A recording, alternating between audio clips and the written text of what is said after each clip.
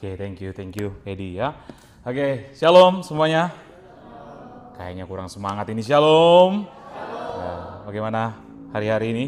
Apa kabarnya? Baik. Ya, puji Tuhan ya. Hari ini kita akan belajar bersama firman Tuhan ya.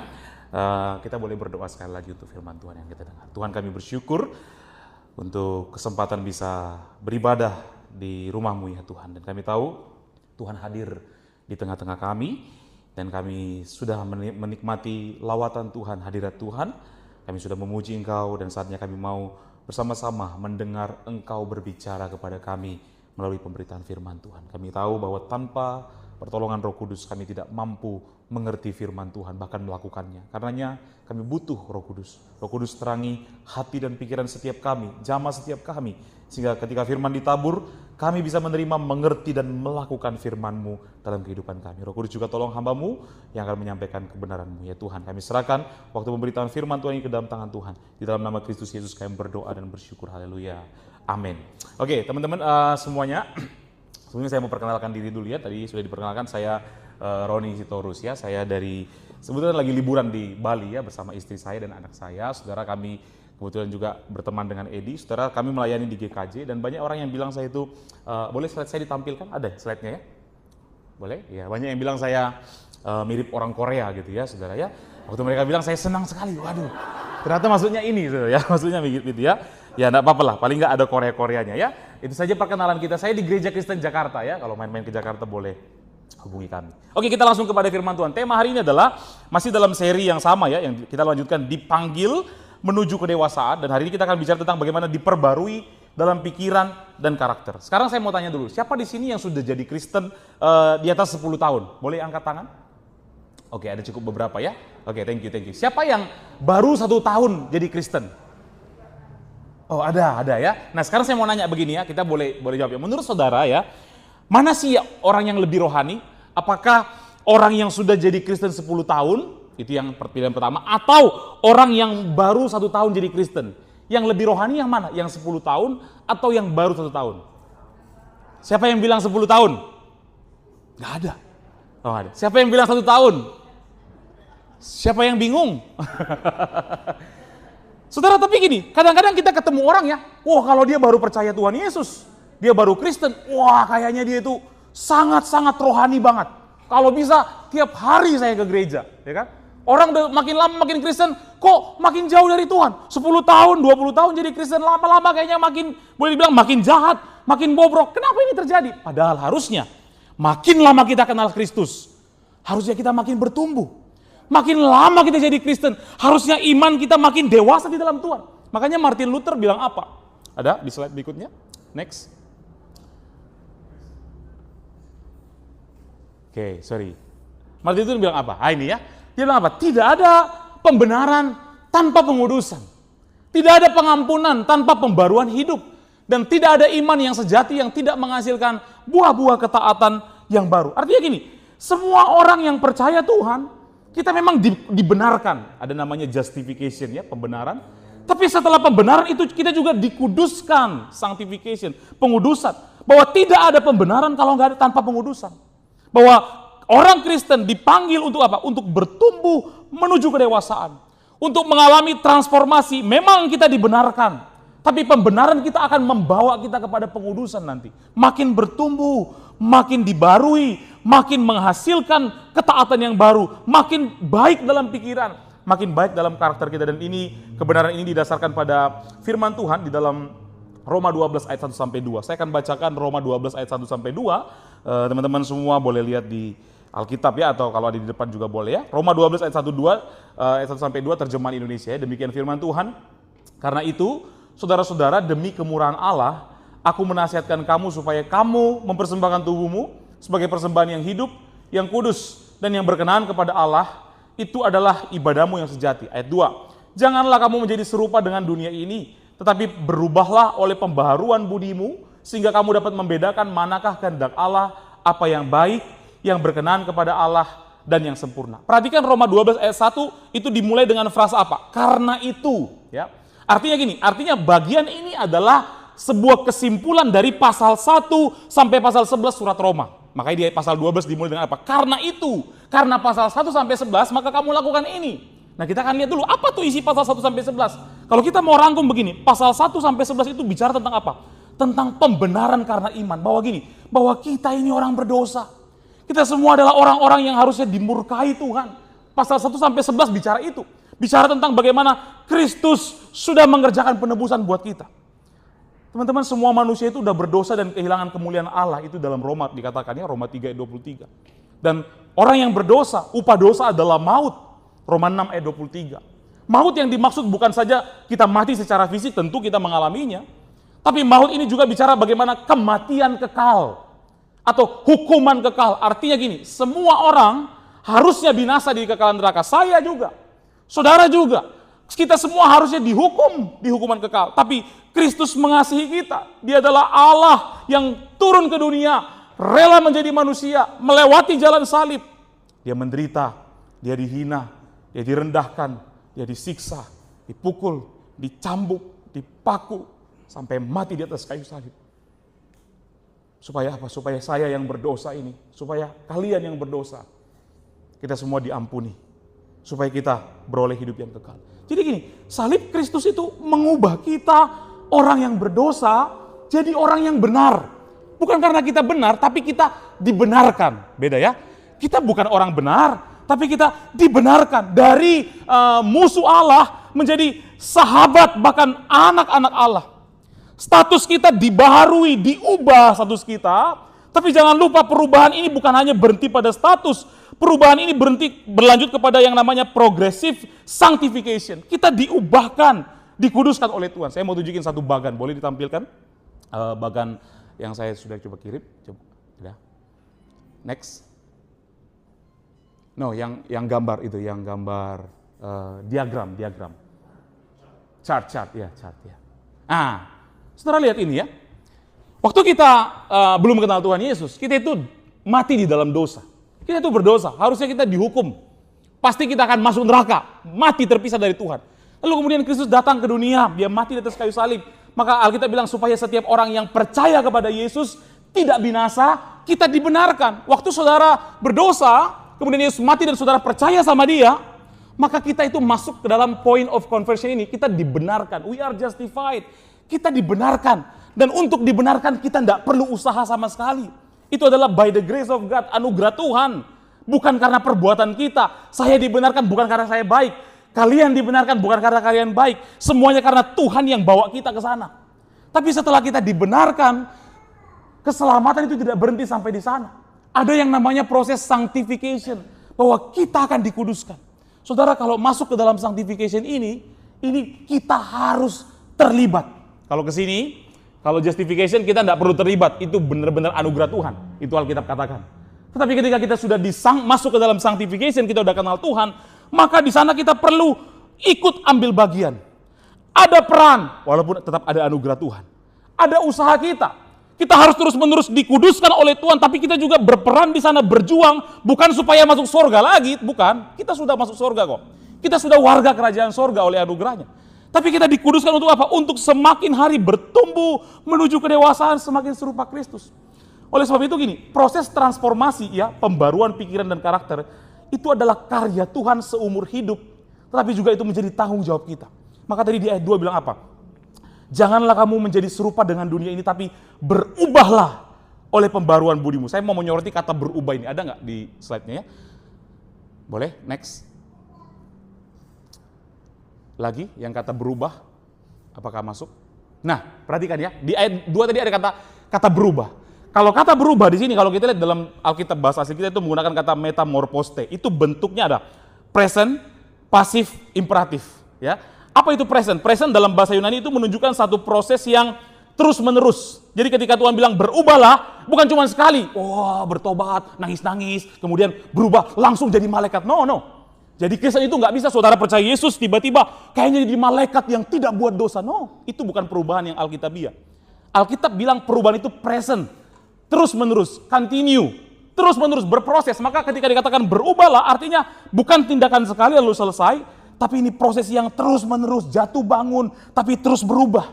Itu bentuk present. Kemudian bentuk kata kerja ini juga bentuknya pasif. Pasif itu artinya kita itu subjeknya menerima tindakan. Jadi bukan kita yang mengerjakan. Berubahlah itu bukan aktif, bukan kita, tapi kita diubah. Kalau mau terjemahan yang paling pas sebenarnya hendaklah kamu diubahkan gitu ya. Jadi perubahan itu bukan sepenuhnya karya kita, tapi itu adalah karya Tuhan. Tuhan yang mengubah kita, makanya bentuknya pasif. Yang ketiga bentuknya itu adalah imperatif. Jadi ini 3 bentuk ya, present, pasif, imperatif. Imperatif menunjukkan apa? Bahwa memang bentuknya pasif kita diubahkan, tapi imperatif bicara ada satu perintah bahwa kita pun bertanggung jawab untuk berubah. Jadi Tuhan akan mengubah kita, tapi imperatif bicara kita punya peran di sana. Present bicara itu berlanjut terus-menerus, berproses setiap hari, terus-menerus sampai kapan? Sampai nanti Tuhan jemput kita. Kita ketemu dia di sorga, di sana ada namanya proses glorification. Di sana kita akan menjadi sempurna seperti dia. Saudara, jadi untuk mengalami pembaruan hidup itu adalah proses yang terus-menerus yang dikerjakan Tuhan. Tapi melibatkan usaha kita. Kita punya peran. Yang ngerti katakan amin. Kalau nggak ngerti saya ulang dari awal ini khotbahnya. Enggak ya, jangan ya. Amin semua ya. Nah, sekarang kita akan lihat begini. Sekarang begini, bagaimana sih proses perubahan itu terjadi? Proses pembaruan itu gimana sih terjadi? Atau begini, bagaimana Tuhan membentuk kita untuk terus-menerus dibaharui? Ada 2 hal saja kita belajar hari ini. Yang pertama, gimana sih Tuhan itu membentuk kita untuk terus-menerus dibaharui? Yang pertama, boleh di slide berikutnya. Ya ini, yang pertama melalui pembaruan pikiran kita. Bagaimana cara Tuhan bentuk kita? Yang pertama, ada perubahan pikiran. Ayat 2 bilang apa? Tetapi berubahlah oleh pembaharuan budi. Pembaruan budi itu artinya ya sama ya, pembaruan pikiran. Teman-teman, kita itu kan bertindak sesuai dengan apa yang kita pikirkan. Kalau kita berdosa, semua dosa itu kan, semua dosa termasuk semua ketaatan kita, itu berawal dari mana? Dari pikiran dulu. Ya kan, makanya ingat waktu Adam dan Hawa, waktu Hawa secara khusus ya, Hawa digoda oleh si iblis, yang diserang apa? Pikirannya dulu. Bukankah Tuhan berkata begini, lalu diplesetin tuh firman. Kalau kita baca, pikirannya dulu supaya nanti dari pikiran dia melakukan pelanggaran itu. Jadi segala sesuatu baik dosa maupun ketaatan itu berawal dari pikiran. Artinya gini, kunci untuk mengatasi dosa atau kunci untuk bertumbuh menuju kedewasaan rohani itu kita harus mengubah cara berpikir kita. Dan sekali lagi, manusia berdosa tidak punya kemampuan untuk mengubah cara berpikirnya tanpa anugerah Tuhan. Makanya tadi bentuknya pasif. Kita harus diubah Tuhan. Dan sumber utama untuk mengubah cara berpikir kita apa? Adalah firman Tuhan. Alkitab yang kita miliki, firman itu adalah panduan yang sangat cukup untuk apa? Menuntun kita dalam semua aspek hidup kita. Itu. Gimana cara rubah pikiran? Bukan baca buku motivasi saja. Bukan cuman berpikir yang lebih baik, tapi sumber utamanya harus firman Tuhan. Motivasi tidak kuat mengubah saudara. Mungkin satu hari bisa berubah, tapi belum tentu kuat. Tapi firman Tuhan mengatakan bahwa kebenaran firman itu bisa mentransformasi, mengubah orang. Karena itulah sumber sesuatu yang bisa mengubah kita. Saudara, dalam Alkitab itu kita bisa menemukan bagaimana cara menjalani hidup, lengkap loh di sana. Bagaimana saudara menghadapi kekecewaan, ada di Alkitab.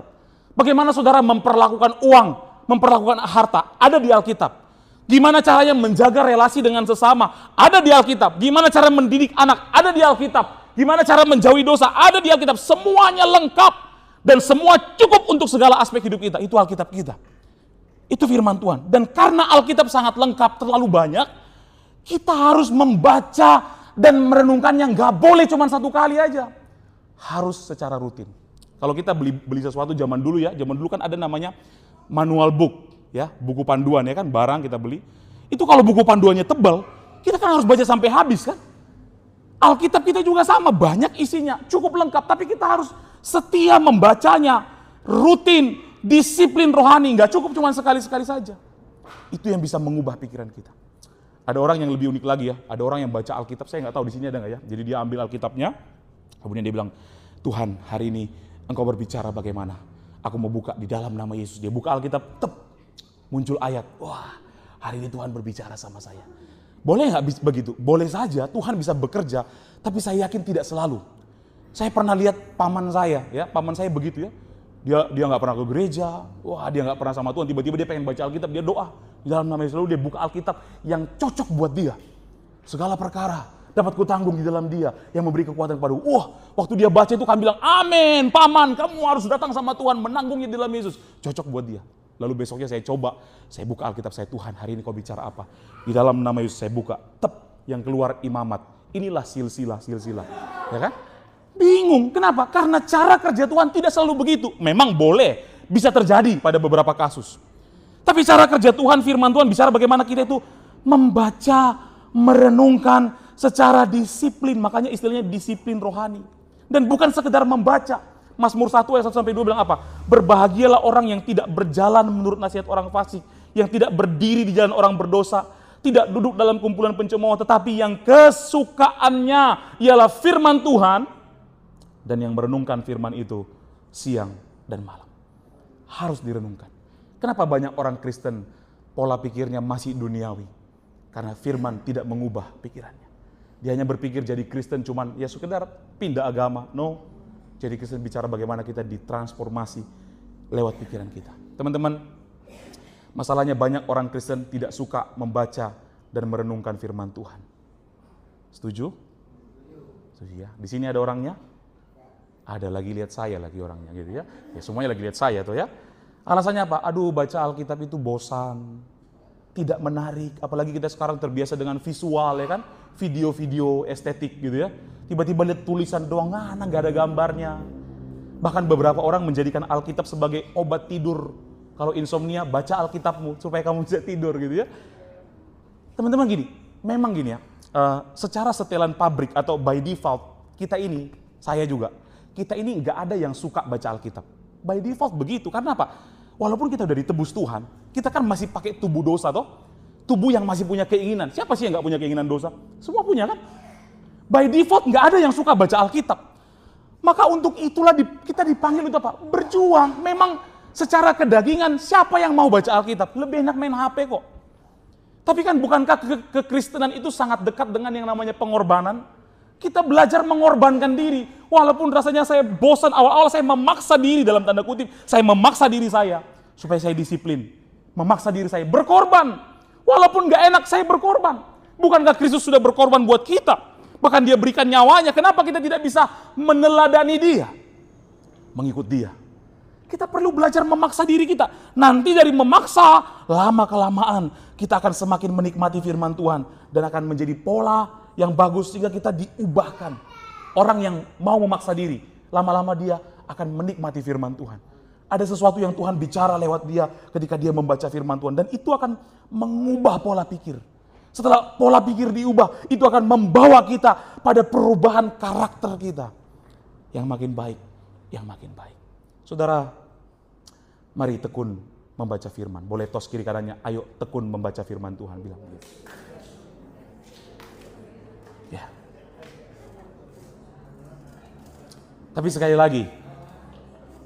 lagi ya, jangan cuma membaca kayak baca novel atau baca buku atau kayak baca berita, enggak.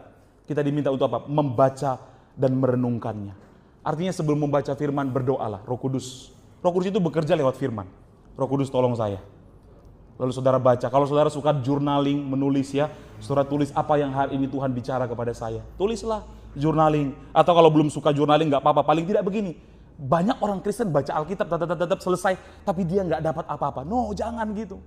Saya selalu bilang ke anak-anak muda, jemaat yang saya lain, saya bilang kalau kamu bersaat teduh baca Alkitab gitu ya, kamu jangan berhenti baca Alkitab hari itu sebelum kamu dapat sesuatu dari Tuhan. Misalnya kita mau baca satu pasal nih, Yohanes 3 misalnya. Lalu kita selesai. Oke dah, udah selesai. Gak dapat apa-apa. No, jangan berhenti. Bagaimana caranya? Roh Kudus itu kan menerangi kita. Maka kalau belum dapat sesuatu dari kebenaran itu, baca lagi berulang. Baca lagi berulang sampai nanti kita dapat sesuatu. Oh, hari ini Tuhan bicara sama saya. Jadi baca firman Tuhan itu bukan cuma sekedar rutinitas saja. Enggak. Kita harus benar-benar merenungkannya. Tuhan mau mengubah pola pikir kita melalui firman-Nya. Kenapa? Teman-teman, kita ini butuh firman Tuhan kok. Kadang-kadang orang nggak ngerti ya betapa kita butuh firman Tuhan. Daud itu sampai bilang ya, firman-Mu itu lebih indah dari emas tua gitu loh. Lebih berharga. Kenapa? Karena memang kita butuh. Teman-teman, kita itu lemah kok. Kita itu gampang jatuh dalam dosa. Ya gampang. Kita itu gampang stres dalam pergumulan. Gampang. Kita itu gampang depresi. Semuanya. Kita itu gampang gagal menyenangkan Tuhan. Itu kita. Makanya butuh firman Tuhan. Saya ada satu peragaan di sini sebentar ya. Nih, sebentar.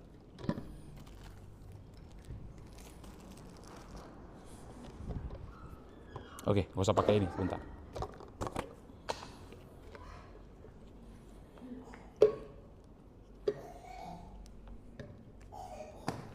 Teman-teman ini tahu beda apa ini? Tisu ya. Tisu ini gampang sobek atau kuat? Gampang sobek ya. Kalau dia kena air, dia pasti sobek ya. Kita nggak usah coba, saya coba lap keringat saja. Tuh kan udah sobek ya. Nah, tapi tahukah kalian? Nah, saya punya botol berisi air biasa di sini ya. Kemudian saya buka tutup botol, saya pakai tisu ini. Sebentar. Saya pakai tisunya. Tisu yang sama ya. Tenang, ini bukan sulap, saya tidak bersulap ya. Ini nanti ada penjelasan, ternyata ada penjelasan sainsnya ya. Sebentar, kita lipat dulu. Oke lah ya, begini ya. Nah, oke. Sekarang saya tutup botol ini saya sudah lepas, sekarang tinggal tisu di sini. Kalau tisu ini saya balik, kalau botol ini saya balik posisinya, kira-kira tisunya rusak nggak? Kita coba dulu ya. Kayaknya sih nggak rusak, tapi ini agak meragukan. Tunggu. Saya ganti dulu tisunya. Bentar. Kurang lebar. Bentar ya. Sebentar. Nah. Kita coba ya. Mudah-mudahan berhasil. Ya, tadi saya coba berhasil sih. Kita coba aja. Kita balikin. Sep. Wait. Saya akan coba lepas, mudah-mudahan bisa. Nah, bisa. Tuh. Tisu ini kuat nggak? Enggak. Udah mau lepas nih ya. Tisu ini kuat nggak? Ya paling tidak ada gambarannya. Tisu ini kuat nggak? Enggak. Tisu ini gampang sobek kok. Gampang sobek. Tapi kenapa ya? Kok ketika posisi dibalik lalu tisu itu kayak bisa menahan gitu ya? Kayaknya dia bisa menahan air yang begitu banyak itu. Lalu saya cari beberapa jurnal ya yang menjelaskan ini. Ternyata penjelasannya gini, waktu posisi botol dibalik, ini saya tutup aja supaya gampang ya. Waktu posisi botol dibalik begini, memang ada tekanan dari atas ke bawah untuk membuat air itu jatuh. Belum lagi gaya gravitasi yang menarik dia kan. Tekanan itu keras untuk menghancurkan. Tapi kenapa tisu tadi bisa menahan? Bukan karena tisunya kuat, tapi menurut sains katanya, ketika posisi botol begini lalu ada tisu di sini, ternyata tekanan dari bawah atau power dari bawah itu lebih kuat daripada tekanan di atas. Maka bukan tisunya yang kuat, tetapi tekanan itu. Waktu saya baca penelitian ini saya bilang, oh bagus juga ya. Sama kayak kita juga, kita itu sama kayak tisu kok. Kita itu gampang jatuh dalam dosa. Kita itu gampang nangis dalam pergumulan, gampang depresi, gampang sakit hati. Kita itu sulit mengampuni, kita itu sulit melakukan firman Tuhan. Tapi ketika kita bersandar kepada firman-Nya adalah sesuatu yang kuat ya. Firman Tuhan itu adalah hal yang sangat kuat yang bisa menopang dan menahan kita seperti menahan tisu tadi. Bukan karena kita hebat, tetapi karena firman Tuhan itu yang bisa menahan kita, menguatkan kita, ada kekuatan Tuhan di dalamnya. Kita ini nggak kebal dengan dosa, teman-teman. Tapi ketika kita sungguh-sungguh mau mendengar suara Tuhan, merenungkannya, maka pola pikir kita akan berubah dan kita akan didorong untuk berjuang mengalahkan dosa. Hari ini mungkin kamu baca Alkitab, aduh hari ini nggak sesuai dengan saya gitu ya. Hari ini kok lagi bicara tentang memberi persembahan, saya kan lagi butuhnya tentang patah hati. Cara kerja firman Tuhan bukan begitu. Jadi gini, bagaimana cara kerja firman Tuhan? Apa yang saudara dengar hari ini, saudara bisa lupa. Tapi suatu hari nanti kalau kita merenungkannya sungguh-sungguh, ketika kita butuh, Roh Kudus itu kan kerjanya apa? Dia menginsafkan kita kan, mengingatkan kita akan firman. Dia akan ingatkan kita misalnya firman Tuhan yang 3 minggu lalu kita baca renungkan. Oh iya, saya diingatkan. Bukan cara kerjanya bukan selalu setiap hari langsung sesuai dengan yang kita butuhkan, enggak. Itu semacam bank firman Tuhan ada dalam otak kita. Lalu Roh Kudus akan bekerja mengingatkan kita. Teman-teman, ada yang pernah dengar kisah Fanny Crosby? Fanny Crosby itu adalah pencipta lagu ya. Pencipta lagu yang lagu-lagu Kidung Jemaat gitu ya, lagu-lagu buku him gitu ya. Nah, apa yang terjadi pada Fanny Crosby ini? Fanny Crosby ini kan dia ya di keluarga yang sederhana lah. Suatu kali dia kena infeksi mata, kemudian dibawa ke dokter.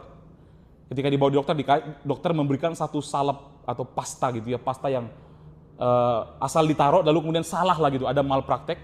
Kemudian pasta itu akhirnya membuat mata Fanny jadi panas, dia teriak-teriak dan akhirnya apa? Akhirnya dia yang cuma infeksi mata masih bisa melihat. Gara-gara kesalahan dokter itu, maaf ya, dia jadi tunanetra, jadi buta, dia nggak bisa lihat. Penglihatannya hilang bukan karena bawa lahir, tapi karena malpraktek. Itu Fanny Crosby. Wah, mereka mau protes, tapi udah bagaimana? Udah kejadian. Fanny Crosby dari kecil ketika dia sakit kemudian dibawa ke dokter jadi matanya buta. Setelah kejadian itu beberapa waktu kemudian papanya meninggal dunia. Artinya Fanny tinggal bersama mama dalam keluarga yang sederhana dan kemudian dia juga tidak bisa melihat dunia ini. Dan hari-hari yang dia lalui sangat berat. Dia melewati olok-olok dari temannya. Dia disebut si buta, begitu ya. Lalu kemudian dia bertumbuh, tapi dalam pertumbuhan ini dia belajar untuk tetap dekat Tuhan. Dia belajar untuk tetap memelihara relasi dengan Tuhan. Dia belajar untuk tetap membaca dan merenungkan firman Tuhan. Dia bertumbuh jadi anak Tuhan yang melayani. Melayani, kemudian dewasa dalam keadaannya. Sampai akhirnya dia menikah, teman-teman. Dia menikah, dia ketemu suaminya yang baik, yang mau terima dia. Oh, dia senang sekali, mereka menikah. Kemudian setelah menikah, mereka dikaruniai anak. Anak itu sempat lahir. Oh, dia sangat senang, thank you Tuhan, sudah kasih penghiburan buat kami. Tapi baru saja anak itu lahir, gak lama ya, beberapa bulan kemudian anak itu sakit. Setelah itu sakit, dibawa ke dokter, ternyata makin parah sakitnya. Dan anak itu pun meninggal dunia. Waduh, kalau kita jadi Fani kayaknya berat banget gitu ya. Dia anak Tuhan loh. Dia pelayan Tuhan, di gereja dia aktif. Dia pencipta banyak lagu. Ketika anaknya mati itu dia sudah melayani. Dan waktu ketika kejadian itu terjadi dia bilang sama Tuhan, Tuhan berat banget hidup saya. Kenapa sih Tuhan dari muda, dari saya kecil sampai sekarang, sampai saya punya anak, kenapa seberat ini gitu ya? Saya nggak ngerti kenapa Tuhan. Dia mau protes sama Tuhan, tapi dia belajar untuk tetap setia melekat sama Tuhan. Selama ini dia setia berdoa. Selama ini dia setia membaca firman. Sampai ketika dia mengalami badai yang besar ini, tiba-tiba ini ya, Roh Kudus bekerja di hati dia. Di dalam pikirannya muncul satu ayat Alkitab. Ada nggak ayatnya ya? Dalam Ulangan pasal 33 ayat 27. Muncul ayat ini. Allah yang abadi adalah tempat perlindunganmu. Dan di bawahmu ada lengan-lengan yang kekal. Ini ayat dia pernah renungkan tapi udah lama. Dia pernah baca udah lama banget. Tapi hari itu ketika menghadapi badai dia lagi gak baca firman Tuhan hari itu. Tapi Roh Kudus bekerja, dibilang bahwa ada tangan ya, everlasting arms, tangan yang kekal, tangan Tuhan yang menopang kita. Waktu dia membaca firman ini dia langsung membayangkan, hari ini aku kehilangan anakku. Tapi hari ini aku tahu anakku ada dalam pelukan dan tangan Tuhan yang kekal itu. Hari ini aku gak bisa peluk dia. Tapi hari ini Tuhan sudah peluk dia di sorga kekal. Maka Fani ciptakan lagu ya. Dari kisah ini ciptakan lagu Safe in the Arm of Jesus. Bahasa Indonesianya begini. Selamat di tangan Yesus, aman pelukannya, dalam teduh kasih-Nya aku bahagia. Selamat di tangan Yesus, aman pelukannya. Dia tahu hari itu anaknya sudah di sorga bersama Tuhan. Dan itu membuat dia gak depresi, membuat dia gak ninggalin Tuhan, membuat dia kuat melewati badai, membuat dia gak mengeluh, membuat dia gak bersungut-sungut, dia tetap setia. Kenapa? Karena pola pikirnya sudah diubah, dibaharui terus oleh firman Tuhan. Teman-teman, hari ini apakah ada dari kita yang sudah tidak lagi membaca Alkitab, merenungkannya, tidak berdoa lagi, kita gak pernah lagi bersaat teduh? Hari ini Tuhan memanggil kita. Bagaimana cara kita menjadi dewasa? Ada pola pikir yang dibaharui supaya kita makin taat kepada Dia. Maka setialah berdoa, amin. Setialah membaca firman-Nya, setialah merenungkannya, dan setialah menghidupinya. Bagaimana Tuhan membentuk kita untuk terus-menerus dibaharui. Dia mengubah pola pikir kita. Dan sumber utama perubahan pola pikir adalah firman Tuhan. Baca firman Tuhan, renungkan, hidupi. Maka kita akan berubah makin dewasa, makin dewasa. Yang terakhir ya, ini poin terakhir. Bagaimana Tuhan membentuk kita untuk terus-menerus dibaharui. Yang terakhir, yang kedua, Tuhan membentuk kita melalui apa? Melalui seluruh proses perjalanan hidup kita. Boleh nggak kita sama-sama baca ayat satunya di ayat bahasa Indonesia ini ya? Bahasa Indonesianya 1, 2, 3.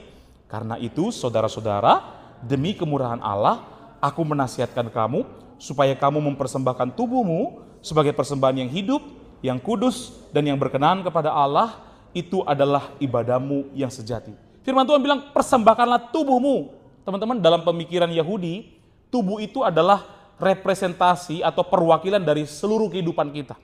Jadi kalau kita bilang persembahkan tubuh, artinya persembahkanlah semua hidup kita. Artinya apa? Semua pekerjaan kita, keluarga kita, pelayanan kita, pergumulan kita, termasuk rencana-rencana kita. Semua itu harus dipersembahkan kepada Tuhan. Semua aspek hidup kita adalah bagian dari proses Tuhan membentuk kita. Semuanya membentuk kita kok. Kita bekerja itu dibentuk kok. Kita berkeluarga itu dibentuk Tuhan. Tapi begini, kalau mau jujur, ternyata tidak semua bagian hidup kita itu udah berkenan kepada Tuhan. Ternyata kalau mau jujur, masih ada ya karakter kita itu yang masih perlu diubahkan Tuhan. Masih ada dosa yang berulang. Ada yang suka masih sombong, egois, masih suka marah, masih suka judi, tidak taat. Ada banyak. Tapi Tuhan mau singkirkan itu dalam hidup kita. Karena itulah mempersembahkan hidup artinya bukan cuma bilang Tuhan pakai aku. Bukan. Mempersembahkan hidup artinya juga bilang ini, Tuhan bentuk aku. Supaya aku bisa diubah semakin baik. Lalu aku mempermuliakan nama Tuhan. Itu caranya. Karena itu mempersembahkan hidup itu berarti kita mau dibentuk Tuhan. Dan begini, ada kalanya Tuhan itu membentuk kita lewat apa? Lewat kegagalan. Lewat kekecewaan, lewat badai hidup dia bentuk kita. Dalam proses perjalanan hidup kita dikuduskan sama Tuhan, tadi sanctification. Semuanya, makanya Ibrani 12 ayat 6 bilang apa? Ibrani 12 ayat 6 bilang begini, karena Tuhan menghajar orang yang dikasihinya dan ia menyesah orang yang diakuinya sebagai anak. Kadang-kadang hidup kita ini adalah bagian dari pengudusan, pembentukan Tuhan. Tuhan membentuk kita, mengubah kita selain lewat pola pikir, tapi lewat semua perjalanan hidup kita. Lewat pergumulan, lewat air mata Tuhan lagi menghajar kita. Dia menghajar bukan karena dia benci, dia menghajar karena dia sayang sama kita. Teman-teman pernah dihajar Tuhan nggak? Saya ingat banyak sekali Tuhan hajar saya ya.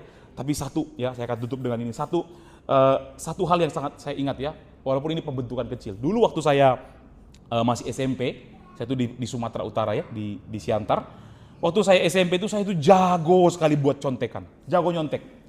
Jagonya itu bukan karena ada trik ya, dulu teman saya ngajarin kalau cewek lu nyontek taruh di sini ya, taruh kertas di pahamu tutup pakai rok gitu ya. Supaya guru nggak mungkin buka rok kamu dong gitu ya. Atau taruh di bawah sepatu nanti pas lagi ujian, nah gini kan sambil begitu ya. Tapi saya nggak nyonteknya nggak begitu, saya nggak tahu ilham dari iblis mana yang membuat saya jago nyontek. Hari itu saya nyonteknya nggak pakai trik itu.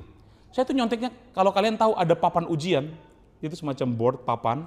Kemudian kita bisa, ada jepitannya, bisa tempelin kertas soal di situ untuk nulis sebagai alas. Kami dulu ujian pakai itu kan. Ada papan ujian, lalu kemudian di papan ujian itu saya tumpukin beberapa lembar soal yang udah lama. Saya tumpukin mungkin 6 halaman, 6 lembar. Kemudian di tengah-tengah, misalnya di halaman ketiga, saya selipin contekan saya yang sudah saya siapin kecil, saya taruh di situ. Supaya nggak kelihatan. Ketika mulai ujian saya buka aja soalnya. Nggak usah pakai trik-trik yang lain, buka. Kuncinya adalah, nggak boleh ditiru ya, tapi ini kuncinya, tipsnya adalah tetap tenang aja katanya gitu ya. Kalau pengawas lihat, nggak usah ngerasa gerusuk, dia curiga, tenang aja. Dan saya lakukan itu. Saya nyontek dengan tenang, buka, ada tersedia semua. Hari pertama, hari kedua, hari ketiga, full saya nyontek. Saya lupa antara hari keempat atau kelima, tiba-tiba hari itu agak berbeda pengawasnya. Saya menggunakan cara yang sama, tapi pengawas hari itu berbeda. Dia sepertinya curiga pada saya. Walaupun saya tidak menunjukkan gerak-gerik yang mencurigakan. Ketika saya nulis, saya santai, tiba-tiba saya dengar langkah dia datang. Saya tahu dia mau datang ke sini, saya mulai tutup pelan-pelan contekan saya timpa dengan kertas-kertas yang tadi. Saya tutup. Lalu saya diam. Dia tungguin saya di depan meja gitu ya. Dia bingung, tadi waktu dia di depan, saya nulis lancar. Sekarang dia di sini, saya nggak nulis, saya pura-pura mikir dong. Padahal otaknya kosong gitu ya, mikir gitu ya. Lalu dia bilang, Roni, kenapa kamu nggak tulis? Aduh Bu, ini susah soalnya, saya lagi mikir. Udah lompatin soal yang lebih mudah. Saya coba lihat soal yang berikutnya, saya juga nggak bisa jawab. Dia nungguin saya 5 menit. Kok nggak nulis-nulis, kata dia. Akhirnya dia curiga, dia bilang, Roni, boleh saya minta papan ujian kamu, gitu ya. Tamatlah riwayat saya, gitu ya. Ketika dia ambil, saya nggak bisa nolak. Dia ambil papan ujian saya. Teman-teman kalian tahu apa yang saya lakukan? Hari itu dalam hati saya berdoa, Tuhan tolong saya, gitu ya. Aneh ya, nyontek minta tolong Tuhan, gitu ya. Tapi itu saya doain. Kemudian akhirnya dia buka. Kalau tidak salah ya, kira-kira di contekan saya di bawah lembar keempat lah kira-kira ya. Meskipun nggak ingat persis, kira-kira seperti itu. Dia buka lembar pertama, lembar kedua, jantung saya makin kencang. Lembar ketiga, wah makin kencang lagi. Ketika mau buka lembar keempat, saya bilang, Tuhan habislah saya, tolong Tuhan. Saya berdoa lagi, tolong saya Tuhan. Ketika dibuka lembar keempat, mati saya bilang. Dia lanjut ke lembar kelima, lembar keenam, sampai semua dia buka. Lalu dia bilang, oke, ini papan ujian kamu, lanjutkan. Saya bilang begini, puji Tuhan. Teman-teman, saya pikir itu keselamatan dari Tuhan, padahal itu pukulan loh sebenarnya. Pukulan. Saya akhirnya lanjut apa? Lanjut nyontek. Full. Sampai 7 hari kami ujian. Ya, Senin sampai Sabtu ya. Ujian. Full saya nyontek. Bahkan ujian pendidikan agama Kristen saya nyontek. Bayangin jadi pendeta sekarang gitu ya. Nyontek dulu. Akhirnya saya selesai. Kemudian kami bagi rapot lah. Itu naik-naik kelas ya. Dari kelas 7 ke kelas 8. Dan kami itu, sekolah kami itu kan kelas 7-nya ada banyak ruangan ya. 71, 72, 73 sampai 76. Jadi kalau kami bagi rapot itu biasanya yang juara umum dipanggil dulu ke depan, dipanggil gitu ya. Dipanggil nanti juara kelas dibagi di kelas hadiahnya, juaranya. Dipanggillah juara umum kelas 7, juara umum kelas 7. Dipanggil juara umum 1, Weni, Tampu Bolon. Weni maju, saya masih ingat namanya, dia maju. Ketika Weni maju orang tepuk tangan, wih memang dia layak jadi juara 1 umum, memang pinter Weni ini. Juara umum 2, Grace Friskila Purba, dia maju, orang juga tepuk tangan, wah ini memang layak jadi juara umum 2. Juara umum 3, Roni Sitorus, tidak ada yang tepuk tangan, semuanya bingung, termasuk saya bilang mati saya. Kok saya juara umum 3 gitu ya, tapi mau gak mau saya maju, tapi tatapan orang sinis, loh kok bisa, mereka tahu saya gak pinter-pinter banget dulu, sekarang sih pinter ya, dulu yang enggak gitu ya, sombong lagi gitu ya, enggak. Tapi teman-teman, akhirnya saya maju gitu ya, saya pikir ya udahlah biarin aja lah gitu ya, saya terima juara, walaupun saya tahu teman-teman saya banyak yang nyinyir gitu ya, gak apa-apa. Saya pulang ke rumah, mama saya tanya, anakku kau ranking berapa? Aku juara 3 umum mak gitu ya kan. Mama saya bilang, baduh pinter kali anakku ini gitu ya, orang Batak kan gitu kan. Dia nggak tahu anaknya pinter nyontek padahal gitu ya. Akhirnya selesailah, naiklah saya ke kelas 8. Di kelas 8 itu, celakanya kami dapat wali kelas. Jadi wali kelas itu guru utama kita ya. Wali kelas itu namanya Ibu Samosir. Buat kalian tahu, Ibu Samosir itu adalah tipe orang yang badannya tinggi besar, rambutnya keriting-keriting gitu. Perempuan, rambutnya keriting, badannya tinggi besar, tangannya gede, mirip Undertaker, tahu Undertaker? Nah, kira-kira begitu. Tangannya gede banget. Ini kalau dia nampar kita, kepala kita kecil banget di tangannya. Itu Ibu Samosir. Dan Ibu Samosir ini tipikal guru yang kalau dia lagi punya masalah di rumah, dia pasti akan bawa ke sekolah. Dia bisa marah-marah nggak jelas. Pagi-pagi datang marah-marah lagi ribut sama suaminya. Dia marah-marahin kita. Itu Bu Samosir. Dia jadi wali kelas kami. Nah, apa yang terjadi? Di kelas 8, kepala sekolah panggil kami juara-juara umum. Ayo mari sini, panggil. Lalu kepala sekolah bilang, juara umum. Selamat ya kalian juara umum dan kalian bertiga, saya, Weni dan Grace, diutus sekolah untuk ikut olimpiade tingkat kota. Tahu olimpiade itu lomba ya, lomba untuk ujian gitu. Waduh saya bilang mati saya mewakili SMP Negeri 7 gitu ya. Tapi saya pikir mungkin saya bisa ikut olimpiade mata pelajaran bahasa Inggris. Dulu kan saya suka bahasa Inggris. Oke lah saya masih bisa, saya dulu kursus juga. Saya bilang Pak saya bahasa Inggris aja. Kepala sekolah bilang no. Bahasa Inggris itu Grace, Weni itu fisika, Roni kamu mata pelajaran matematika. Matilah saya nggak tahu matematika. Waduh habis matematika saya. Akhirnya diajarin teman-teman, diajarin berbulan-bulan waktu diajarin, saya stres, kepala saya panas, Tuhan saya nggak bisa gitu ya. Tapi udah saya maju aja, majulah. Tibalah hari H ujian. Hari H ujian ya, saya masuk ke sekolah itu, kami pagi-pagi udah berangkat ke sekolah yang lain untuk ujian di sana. Saya lihat wajahnya pintar-pintar semua, saya wajah paling bodoh waktu itu gitu ya. Lalu kemudian mulai membuka soal pertama ya. Saya lihat soal pertama, nomor 1 pun saya nggak bisa jawab, bayangkan. Nomor 2 saya nggak bisa jawab. Untungnya itu adalah soal pilihan berganda. Jadi tinggal A, B, C, D ya kan, hitung kancing aja. Nomor 1 A. Benar-benar saya full hitung kancing. Nggak mikir sama sekali. Ya udahlah, saya pulang, saya pikir udah beres toh, udah beres. Saya datang ke sekolah, masih belajar karena masih pagi kan. Pas saya masuk, celakanya saya waktu saya nggak tahu, Ibu Samosir lagi bad mood di kelas. Dia lagi marah-marah dan saya dengan bodohnya saya masuk aja. Saya nggak ketuk gitu ya, saya cuma jalan, saya masuk. Lalu kemudian Bu Samosir bilang, "Hei, siapa kau?" katanya begitu. "Oh, saya Roni, Bu." "Kamu kelas berapa?" "Saya kelas ini, Bu." "Dari mana? Kenapa kamu baru datang?" Saya dengan bangga bilang, "Saya mewakili sekolah ini untuk olimpiade matematika," gitu ya. Lalu Ibu Samosir ini kan nggak kenal saya, ini kan wali kelas baru. Dia bilang begini, "Kau olimpiade matematika, kau kan bodoh matematika," dia bilang begitu. Kok dia tahu gitu ya? Kok dia tahu? Dari situ dia maki-maki saya, nggak jelas, cuman gitu doang. Dia maki-maki saya, "Kamu itu ya nggak cocok, kau itu nggak pantas." Dimaki-maki di depan orang, malu banget saya. Kemudian apa? Bukan cuma di depan orang, itu sampai jam istirahat kan, teman-teman kelas lain keluar, kami belum boleh keluar. Akhirnya semua nontonin dari luar. Si Roni dimaki-maki di depan. Terakhir Ibu Samosir mengeluarkan fatality-nya ya, diangkat tangannya, kemudian ditampar saya, bes. Ketika ditampar saya sampai begini ya, kencang banget. Dan waktu ditampar itu, dalam hati saya bilang begini, "Tuhan ampun, saya tidak mau nyontek lagi." Tuhan memukul saya lewat tangan Bu Samosir yang gede itu gitu ya. Dan saya benar, setelah itu saya nggak nyontek lagi. Sampai saya kuliah teologi, saya bilang saya nggak bakal nyontek, nanya pun nggak mau, saya mau berjuang. Dan Tuhan ubahkan. Teman-teman, ini pukulan kecil Tuhan. Tapi seringkali Tuhan itu bekerja begitu kok. Bahwa dalam hidup kita kadang-kadang ada pergumulan, ada masalah, ada hidup yang mumet. Kenapa ya Tuhan, hidup gue berat banget.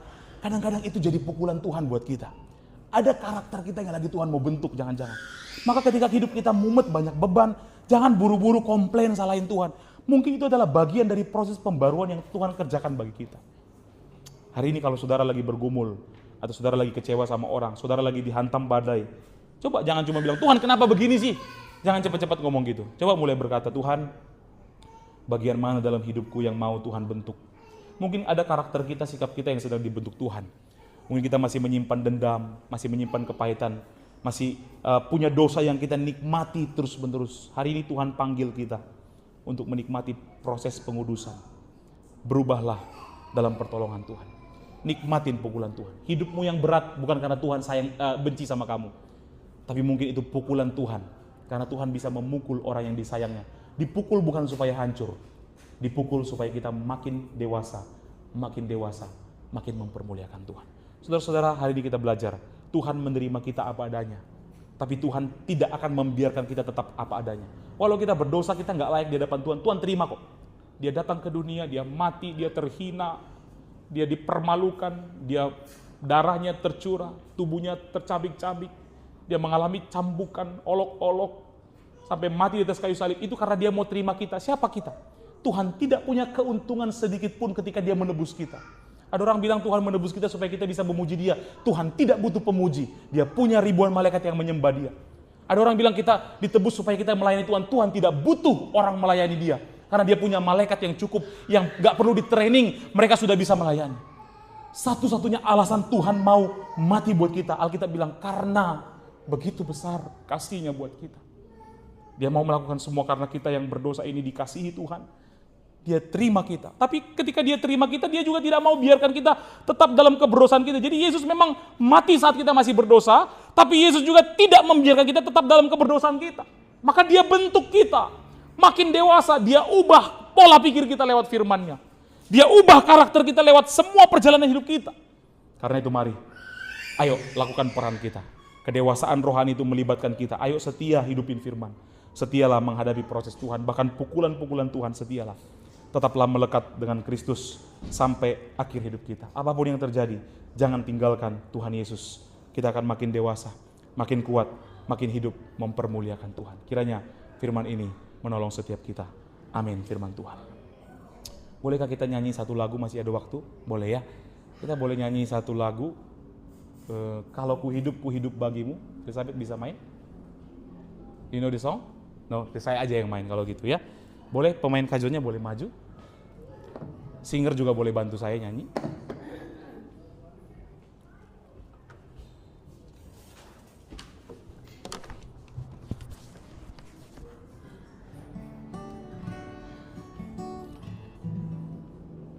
Apakah boleh ditampilkan liriknya? Ada ya?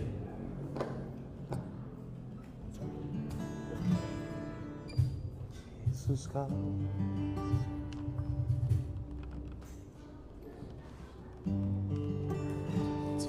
Ya, mari kita nyanyikan sama-sama lagu ini. Kita mau hidup kita bagi Tuhan. Kita yang sudah diberikan segalanya oleh Tuhan. Biar hidup kita bagi Tuhan. Yesus kau kebenaran. Yesus kau kebenaran yang menyelamatkanku. Kau memberikanku hidup, kau memberikanku hidup dan pengharapan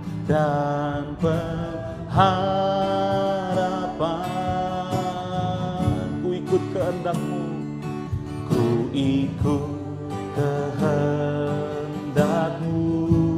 Ku perlu anugerah-Mu, ku perlu anugerah-Mu. Ku nyatakan janji, ku nyatakan janjiku kepadamu. Kalau ku hidup bagimu. Kalau ku hidup bagimu, hatiku tetap menyembah-Mu. Dunia tak bisa menjauhkanku dari kasih-Mu. Selama ku hidup bagimu. Selama ku hidup, mataku tetap memandang-Mu. Mataku tetap memandang-Mu. Dunia tak bisa menjauhkanku dari kasih-Mu. Kalau ku hidup bagimu Tuhan. Kalau ku hidup bagimu, hatiku tetap menyembah-Mu. Dunia tak bisa menjauhkanku dari kasih-Mu. Selama ku hidup bagimu Tuhan. Selama ku hidup, mataku memandang-Mu. Taku tetap memandang-Mu. Dunia tak bisa menjauhkanku dari kasih-Mu. Teman-teman, mari kita ambil waktu sedikit untuk merenungkan apa yang sudah kita dengar hari ini. Hari ini Tuhan mengatakan bahwa kita dipanggil untuk menjadi dewasa di dalam Dia. Kita mau ditolong Tuhan untuk kita diubahkan dalam pola pikir kita, dalam karakter kita. Dan pola pikir kita hanya dapat diubah oleh kebenaran firman Tuhan. Karakter kita bisa diubah Tuhan juga melalui firman yang sudah kita renungkan. Bahkan melalui semua peristiwa hidup kita. Pembentukan, pukulan, pengudusan yang Tuhan kerjakan. Karena hari ini, kalau kita mungkin sudah lama tidak mendengar Tuhan berbicara lewat firman Tuhan yang kita baca. Hari ini Tuhan mau kita mengambil komitmen kembali. Datanglah kepada Dia. Mohon ampun. Dan kalau hari ini kita lagi dipukul Tuhan mungkin, lagi mengalami banyak hal yang tidak mudah, lagi dibentuk oleh Tuhan, setialah melekat kepada Tuhan. Karena di dalam Dia ada kekuatan. Biar hidup kita makin hari makin mengandalkan Tuhan. Teman-teman, apa yang kita cari di dunia ini? Apa kita hanya mencari kesenangan diri? Kita tidak diciptakan untuk itu. Kita diciptakan untuk memuliakan Tuhan. Kita diciptakan untuk kemuliaan-Nya. Mari ambil komitmen dan mau hidupi panggilan kita. Saya mau Tuhan tetap bertumbuh makin dewasa, dibaharui setiap hari, terus-menerus. Mungkin saya masih bisa jatuh bangun, tapi teruslah anugerah-Mu menolong kami, memampukan setiap kami. Terima kasih Tuhan. Kalau ku hidup bagimu, hatiku tetap menyembah-Mu. Dunia tak bisa menjauhkanku dari kasih-Mu. Selama ku hidup bagimu. Selama ku hidup bagimu. Mataku tetap memandang-Mu. Dunia tak bisa menjauhkanku dari kasih-Mu. Mari kita berdoa. Tuhan, terima kasih untuk semua cinta kasih Tuhan, untuk anugerah yang Tuhan berikan pada kami. Terima kasih karena Engkau setia dalam hidup kami. Terima kasih buat keselamatan yang Tuhan beri kepada kami. Siapa kami? Kami orang berdosa yang diterima oleh Tuhan. Engkau rela turun ke dunia, menjadi manusia, terhina, bahkan mati di atas kayu salib untuk kami. Engkau memberikan segalanya buat kami. Kami pun mau menjadikan Engkau segalanya. Hidup kami mau makin bertumbuh di dalam Engkau. Tuhan, tolong kami untuk makin dewasa, dibentuk, dibaharui dalam pola pikir kami. Ajar kami tetap setia menghidupi firman-Mu. Ajar kami tetap setia lewat pembentukan, proses, pukulan yang Tuhan berikan untuk kami bersandar pada kekuatan Tuhan. Kami tahu dalam pukulan Tuhan juga tetap menguatkan kami, memampukan kami untuk hidup kami makin indah bagi kemuliaan Tuhan. Berkati anak-anak-Mu yang hari ini hadir dan mendengarkan firman Tuhan. Roh Kudus terangi setiap hati kami untuk kami menghidupi firman-Mu. Ini doa kami. Di dalam nama Yesus kami berdoa bersyukur. Haleluya. Amin. Tuhan memberkati kita semua.